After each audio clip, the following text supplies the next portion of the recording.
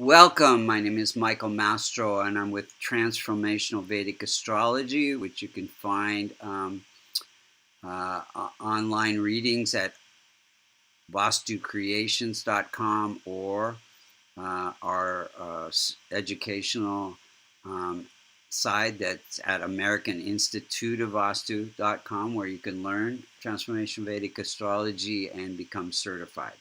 So today we're going to look at the chart for Edgar Cayce, born March 18, 1877, rectified time of 1403 in Kentucky.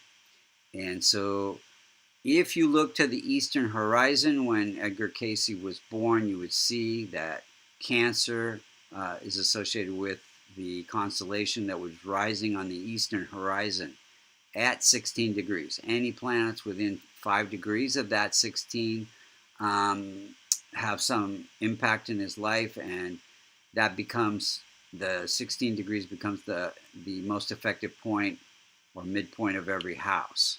So in this type of astrology, we give great significance to multicona signs. So Venus, for example, rules Taurus and Libra, but it is more closely connected to Libra. So the multicona signs are 1, 4, 5, 6, 7, 9, and 11. And if you see those numbers, these represent the signs, not the houses. The houses is, now this is for sidereal zodiac, not Western tropical. So wherever you see those multicona signs in the houses, each of these houses represents some aspect of our life.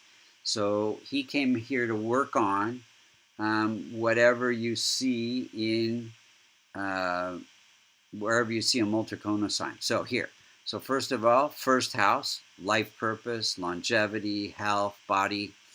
So very focused on what he came here to do. You see Cancer, ruled by Moon here in the first house. Then you see Leo in the second house, ruled by Sun. So he came here to work on recognition, and then he was very much recognized for being a psychic, medical medium. Then you see the sixth sign of Virgo, ruled by Mercury in the third house. So this house has to do with fine arts, performing arts, and healing arts. So he was a healer. And then you see the in the fourth house, you see Libra, ruled by Venus. So happiness through home life. Came here to work on that, as well as the sixth house has to do with health and healing others. Became a big focus. You have Sagittarius, ruled by Jupiter. And then you have Aquarius, ruled by Saturn. So he came here to work on the occult sciences, hypnosis, healing, etc. Then career, Aries, ruled by Mars, and those are the focus points of his life. Now, any multicona sign that falls in the 6th, the 8th, or the 12th house, these are the challenging or called Dusthana houses, they become functional malefic. Now, that does not necessarily mean that will cause harm, only when they are within 5 degrees of another planet by conjunction or aspect, or if they are within 5 degrees the most effective point, the rising sign degree, then they can afflict other houses. Otherwise, they're benign. So the rest of the planets are benefic, but that does not mean they always give good results. Depends again on how when they're operating in the transit chart, and whether they're afflicted in the natal chart by the functional malefic planets. So let's go through and see how the planets are operating, and then we're going to look at the timing of events when the planets are operating, and then third, we're going to look at what we can do to rectify or fix the chart. So first, Sun is at 6 degrees, and it is ruling, again, the second house of recognition, fame and recognition, which he had a lot of. He has an institute on the East Coast, Psychic Institute, and that he's well known for. And he was well known for being a medical medium, diagnosing health challenges through hypnosis.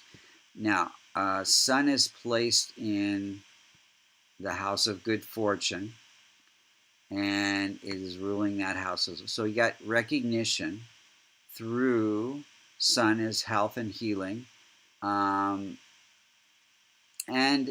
so it also represents father. And he had a teacher and teachers. So a teacher taught him how to do hypnosis, and so recognition through psychic healing of others. He did have an abusive father who would beat him because he couldn't spell. He was not good in school, but he found that if he fell asleep on his books, he would know everything in the books. So he proved that to his father. Moon is at 19 degrees, so it is afflicted by K2, and it gives him purpose. And now Moon is placed in the career house. So Moon is intuition. And he was, Cancers are very emotional and intuitive. So his career had to do with his intuitive abilities to diagnose illnesses for people and what could be done to help those people. So Moon is working with other people basically as well.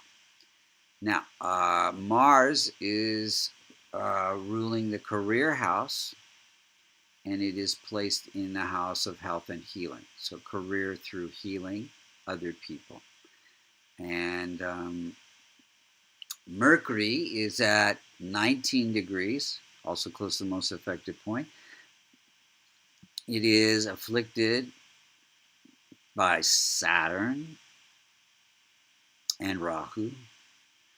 And so it gives his ability to analyze a medical condition.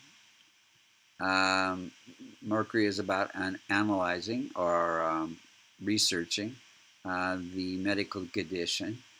And also, and then Jupiter is ruling, and in its own house, the house of health and healing. So it gave him ability to teach, Jupiter's teaching, educate others on their medical condition. And it also gave him some legal issues. They shut down his practice a few times. Venus is at 23 degrees. It is ruling the house of happiness through family and healing. Venus is healing arts, and it is placed in this house of things hidden from view, research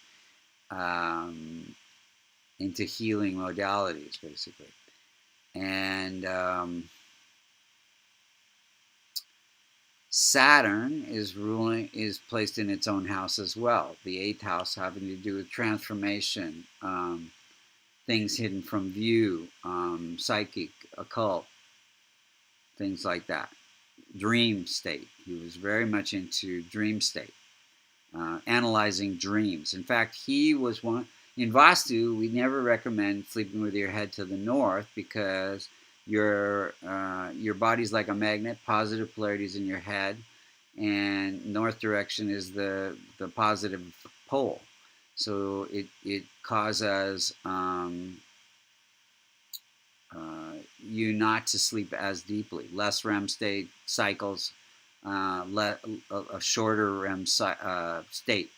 So it was much easier to, if you slept in the north direction, which he recommended, to wake up and write down your dreams, but it affected people's health. Rahu and Ketu. Rahu, desire for the occult. And so let's look at the timing of events. So he was born, his root of his tree of life he was born in a Venus Rahu period. So healing Venus, and Rahu is, again, this desire for the occult. Then he had a vision in 1986 during a Venus-Mercury period. Again, the psychic abilities. This is revealing things hidden from view, which is what a vision is.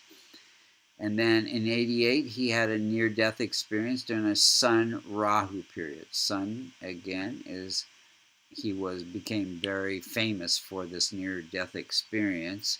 Rahu, again,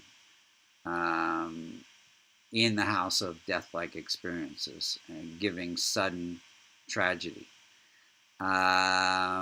He got, Sun is also ruling this house that has to do with the throat. He got laryngitis. Took quite some time to heal that from that near-death experience.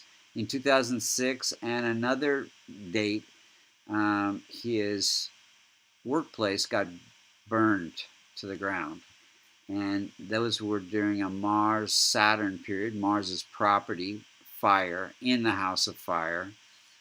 And let's see here.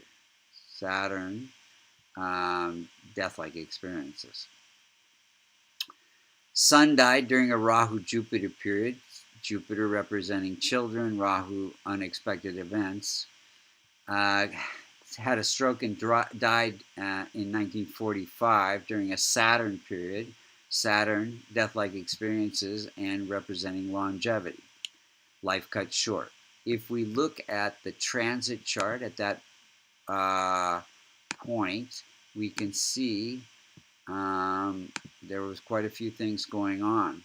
So Saturn is at the most effective point in the house of end of life, and Saturn represent death-like experiences and longevity. Then you see Mars and Sun together.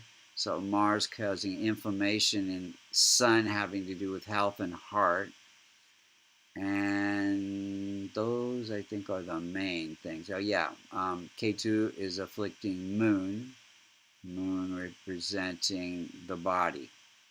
So all of that. So what could we do to strengthen this chart? So we would transform the malefics, Rahu and Saturn, by listening to Shiva chants and helping those who cannot help themselves. And Jupiter and K2 by listening to Shiva chants and helping spiritual organizations. And then strengthening the rest of the planets, which is Mercury, Venus, Sun, and Moon, and Mars, by wearing either the gems, red coral, diamond, blue sapphire, emerald, pearl, or by wearing a locket called the Kavash, which is a protective shield containing the Devata yantras for all those planets. Much more economical, and don't have to worry about the quality of the gems and the size of the gems. So those are the main things. Yes.